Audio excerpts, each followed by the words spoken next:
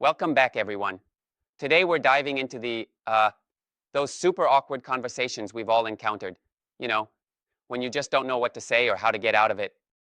Yep, absolutely. It's like every time you're at a work event or even just hanging out, that strange silence hits and bam, it's awkward, right? Exactly. It's that uncomfortable pause, those forced smiles, and that little voice in your head going, what next? Totally. So let's break it down. Why do these conversations feel so awkward to us? Well, the key is not really the situation itself, but what's happening in our head. I mean, Yeah, we for sure. overthink it. You're constantly wondering, am I sounding weird? Or what do I even say next? Right. Overthinking turns a normal conversation into this stressful challenge. It's as if our inner critic is louder than usual. Exactly. And that self-consciousness, it like blocks the natural flow of talking, making things just feel forced. Definitely. Now, one of the big pivots we need is to accept that awkwardness is totally normal. It happens even to, you know, the most confident people around. Yes, absolutely. Even those folks who seem to have it all together feel the awkward moments. They just don't panic when it creeps in. They acknowledge it and simply move on. Right. But I have to say, sometimes I think that approach sounds easier said than done. I mean, our minds are wired to freeze up under scrutiny. True, and I get that. But hey, once you start to accept these moments, they lose a bit of their grip on you. It's like letting the pressure off. You just Yep, that makes let it sense. be. Moving on, silence. So many people fear it, but silence is just a pause, right? Yup, silence is really not the enemy. It's that moment where you're just pausing to um, breathe before jumping into the next topic. Think of it like a comma in a sentence. It gives meaning to what comes next. Exactly. But sometimes it can be hard to let that silence linger without feeling the pressure to fill it immediately. Absolutely. And that's where using simple questions can help. When a conversation stalls, asking something like, "So, how's your week been?" or "What's new with you lately?" can reignite the flow. Right on. Those are so straightforward yet effective. It almost makes the conversation feel like a dance instead of a forced script. And here's a little trick: acknowledge the awkwardness lightly. Like if there's a sudden pause, you might say with a light laugh, "Wow, this got quiet all of a sudden." It breaks the tension right away. Yeah, that's a great tactic. Exactly. It's like making a little joke out of it, which shows you're comfortable with the moment. But what about when we get too self-focused during these conversations? Good point. The more you focus on um, how you're coming across, the more the awkwardness grows. Instead, being curious about the other person shifts the attention away from potential self criticism.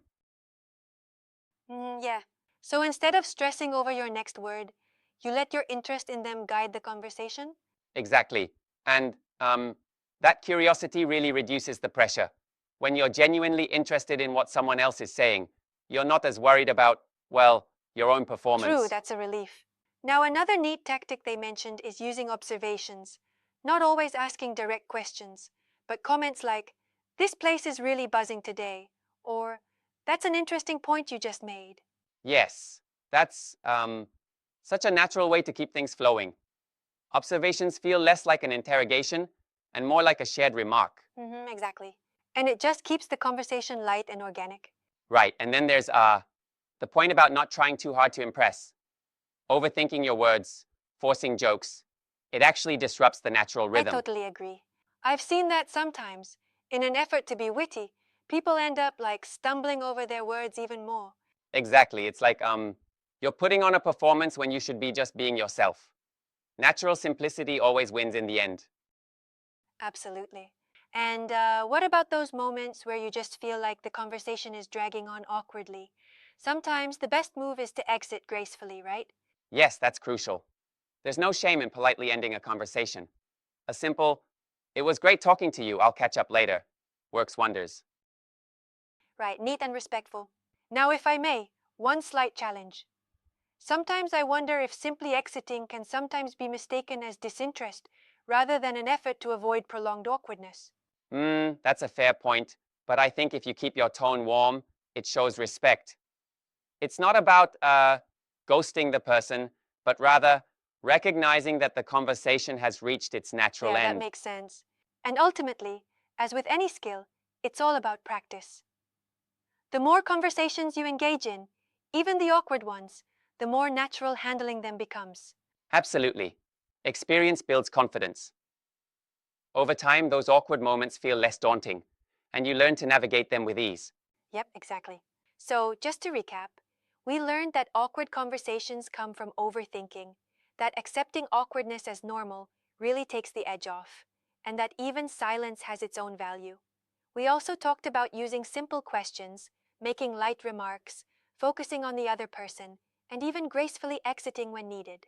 Right, those key takeaways really highlight that awkward moments don't define your communication.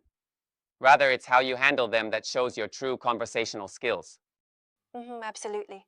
And truly, every awkward moment is just an opportunity to become a better communicator, right? Right on, it's like every conversation is a mini training session. The more you have, the less intimidating it gets. Yep, definitely. So whether you're at a party, in a meeting, or just chatting with a stranger, remember, it's all normal, and there's always a way to ease through it. For sure, embrace the awkward, let that silence breathe, throw in a simple question or observation, and if all else fails, gracefully bow out. Exactly. Thanks for the engaging chat. It's good to remember that those uncomfortable moments don't have to be a negative thing at all. Absolutely. Until next time, keep your conversations natural, stay curious, and remember, it's all part of being human. Yep, see you next time.